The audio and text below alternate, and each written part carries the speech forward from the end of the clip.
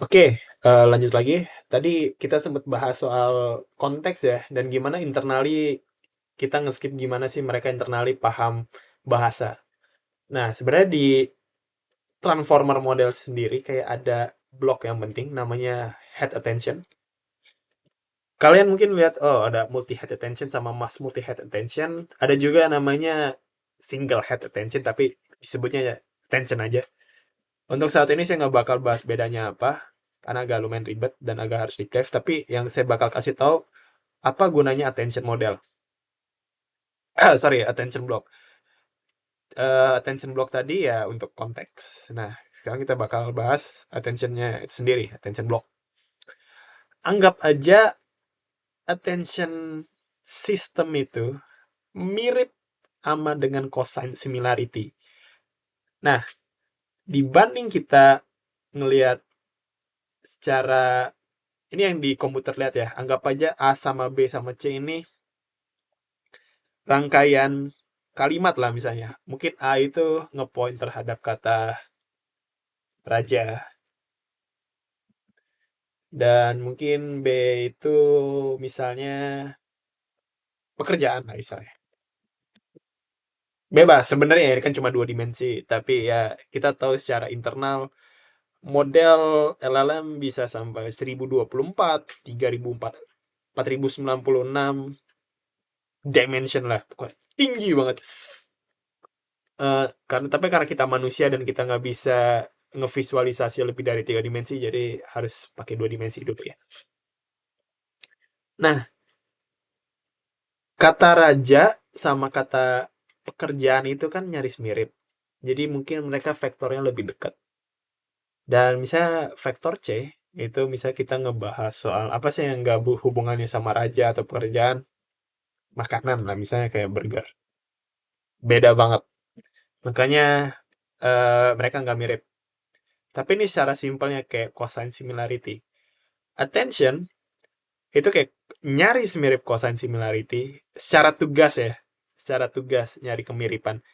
Tapi mereka itu pakai steroid kayak sangat-sangat-sangat lebih kuat untuk memahamin konteks bahasa. Jadi di attention blocknya ini ada tiga komponen yang penting. Dan namanya key, value, query. Mungkin kalian kalau misalnya ngecek di internet, kalian bakal nemuin key value query.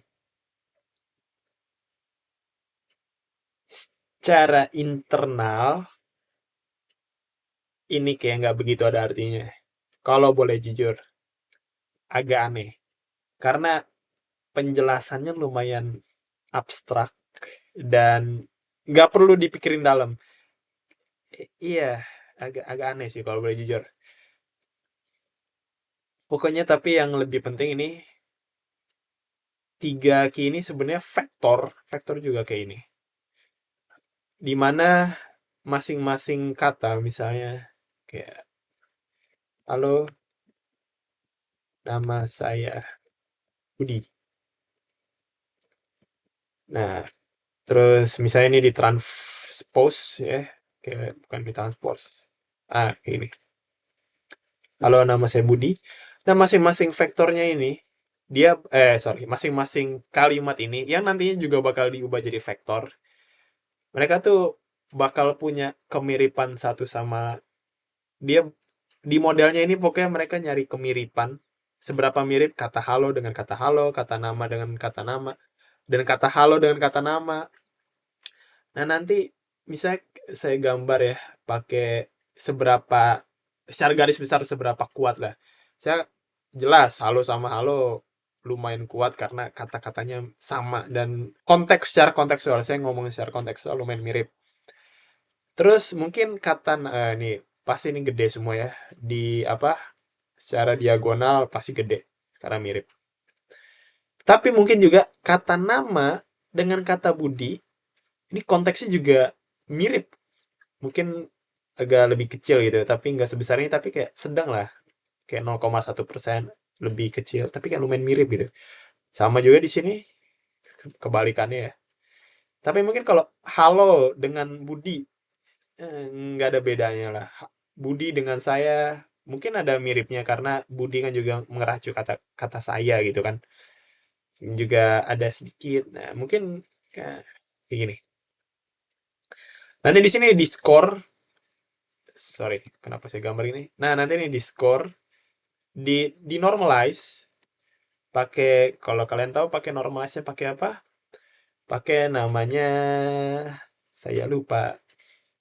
Softmax ya. Ya. Dinormalisasi pakai softmax. Softmax antara key dengan value, terus dikali dengan query, dan somehow dibagi dengan dimensinya. Ya, kayak gini lah secara garis besar. KV sama Q. Ya kan kalau saya bilang key itu apa, value itu apa, nggak begitu bermakna sih. Saya minta maaf, mungkin kayak penjelasannya kayak terlalu simpel, tapi ya emang gini. Cuma placeholder aja lah. Ya lanjut lagi, softmark KV nanti bakal tahu berapa persenan mana, kata-kata apa yang harus difokusin sama modelnya ini. Oke, udah punya konteks. Halo, nama saya Budi. Oke. Nah, nanti ini baru attention block. Oke. Masih attention block. Di situ dimasukin ke sini, feed forward. Feed forward itu apa? Feed forward itu basically neural network lah. Pakai gini aja ya. Neural network yang pastinya lebih dari 5 neuron gitu. Mereka bakal di-expand ke dimensi yang lebih tinggi untuk saling memahamin konteks satu sama lain. Nah, ini dia feed forward. Pokoknya diagram-diagram kalau deep learning lah. Ya, mirip lah. Oke. Ntar di scale down lagi. Nanti di output. Nah, nanti dapat vektor yang kaya akan konteks lah. Tapi ini internal dalam si LLM-nya itu sendiri. Jadi dari begini. Nah, ini satu pas ya, satu pas. Nanti ini bakal dibalikin lagi ke sini. Wow, jangan gitu. Oke. Nanti bakal masuk ke attention block lagi. Attention block.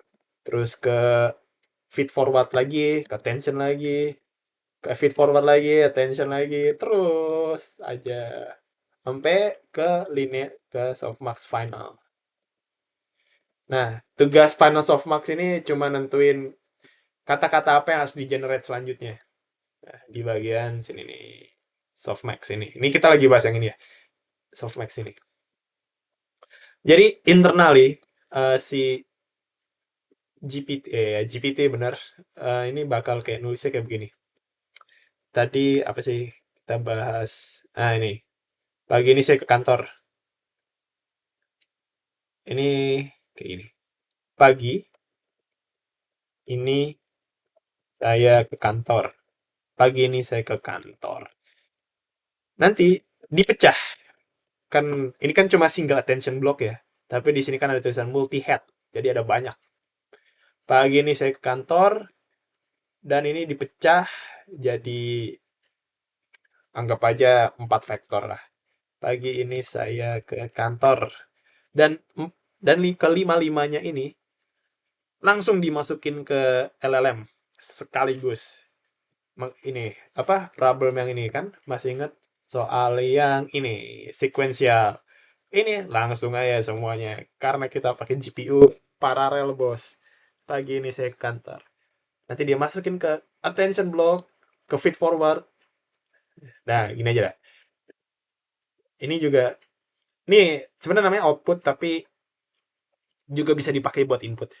Pagi ini saya ke kantor, masuk ke output embedding, ini buat nge-convert teks jadi vektor.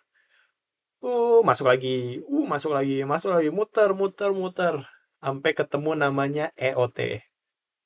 sorry, EOS, bukan engineering on-site, tapi ends of sentence. Nah, bisa gini, pagi ini saya ke kantor, masuk. Nah, nanti GPT bakal, nah, saya copy aja ya. Nih, tulis saya GPT. Bakal atu-atu.